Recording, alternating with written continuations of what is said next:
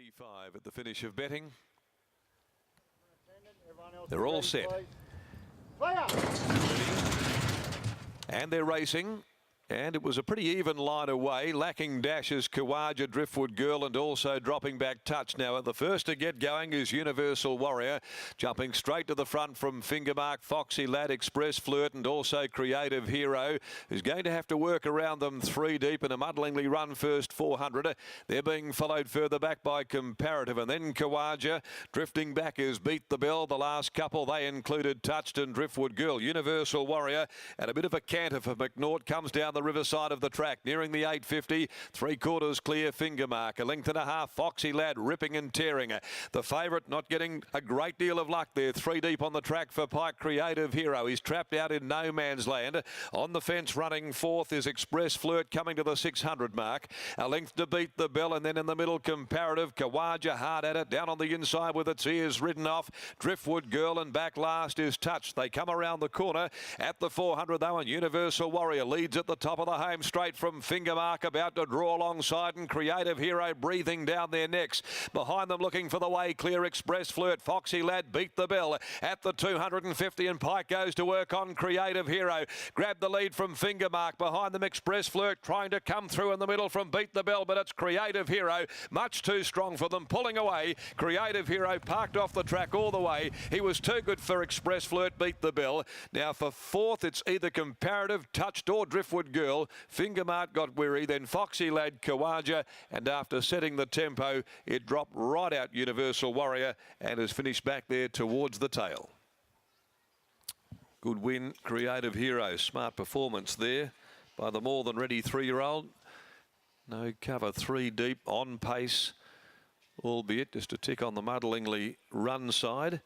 But Pike really only just had to do what he needed to, really, and the horse did the rest. He just turned him off in the last 100 and went on to win it pretty comfortably. Creative Hero for Peter's Investments, trained by Grant and Alana Williams, beating Express Flirt, number 2, Jason Whiting. Beat the Bell, Alan Kennedy in third placing. I think Comparative gets the nod for fourth in that three-way go. So Creative Hero by More Than Ready from Imaginative, lightly raced. Third start, 2 wins, a second 2, and a promising type in these easier grades at the moment on his way through. But although he covered ground and he didn't get a toe into the race at all, it was a confident ride by Pike. Express Flirt is second home, a Danehill Expresso Flirty Gelding, trained by Lulu Ciani for Gray and Jan Williamson, and Lex and Shirley Piper, and ridden by Jason Whiting. And Beat the Bell weighs in third, the Universal Ruler Mare from Church Bell for IMJ and Mrs. K. Roberts. Alan Kennedy, the rider for Sharon Miller. So margins are 3/4, and the time 1:26.57. The last of the day, the Salinger Handicap over 1200 at 6:47. 6 Saturia and 7 Nangapar Bat. The scratchings. We've got 10 to do battle in the last race of the day. Let's go down to Gareth, and he's with winning co-trainer Grant Puffer Williams. Yes, thanks for that, Darren. We'll catch up with Grant. He's just having a chat to his daughter Tony. He just said, "Well done, Dad. Job well done." Oh, she's part of the team. She is. You've got to mention that she is part of the training partnership, of course, with your wife Alana. But that was a good performance, 3 wide without cover. Willie didn't panic, but I guess he knew what was underneath him. He's done a great job, this horse. He's come a long way in a short space of time. So we'll probably look to some of those 3-year-old races now with him. We were trying to split him up this week, so he's held up his end of the bargain, which is always a good thing.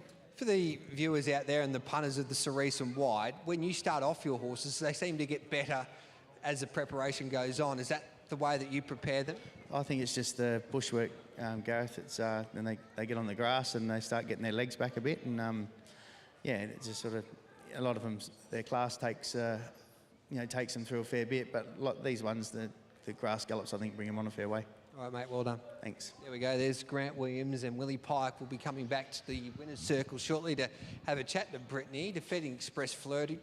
See daylight too late, but the winner was far too good. And Beat the Bell, I think we'll be winning shortly, Brittany. I think so, but all credit to this winner because it had to do it the tradesman's way.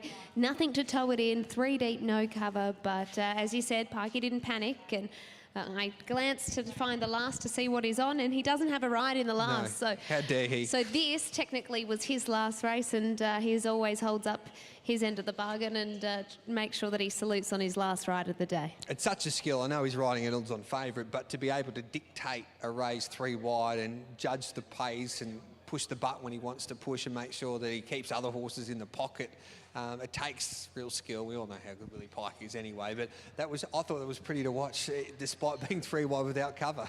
We'll see what he has to say about it, but I dare say it's not where he wanted to be, and we'll see what his thoughts were in that opening section. Pikey, congratulations on getting the win here. Talk us through those opening few hundred metres and what you were thinking when you realised you've landed 3 deep, no cover. Yeah, less than ideal, obviously. I wasn't too worried. I like him when he gets in a stride. He feels nice. I was looking to sort of try and slot in a couple of different spots, but I was going to have to really drag him back hard or heel him up, and I didn't really want to do either. I was hoping to just sit just somewhere nice, and that's sort of what I did do, but unfortunately just didn't get the cover. But he's a pretty nice horse. I was able to move up and cover him and then just hold the field up until I was ready.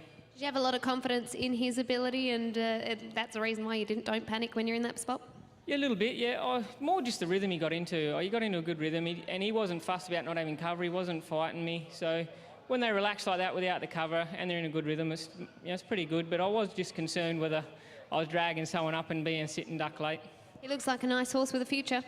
He could be, yes. He's a bit of a surprise packet. He probably wasn't our first pick, or at least not mine. And right now he's doing a great job for us. Well, that's all you can ask of him. Congratulations on the win. Thank you.